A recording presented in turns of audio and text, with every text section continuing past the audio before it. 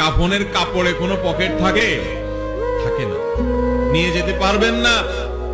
আপনি মারা যাওয়ার পরে যে কাফনের কাপড়টা কেনা হবে, আপনি জানেন সেটা টরে কাপড় কেনা হবে না।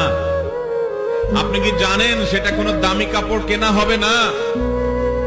কাপড়ের মধ্যে সবচেয়ে সস্তা কাপড় দিয়ে আপনাকে কাফন দেওয়া হবে। কারণ যাদের জন্য এই সুদের কারবার করে টাকার পাহাড় গড়েছেন, সেই সন্তানরাই বলবে, এবং তাদের বলাটা অযৌক্তিক না, যে এখানে দামি কাপড় দিয়ে লাভ কি, মাটির সাথে মিশে যাবে, নষ্ট হয়ে যাবে, কে দেখবে?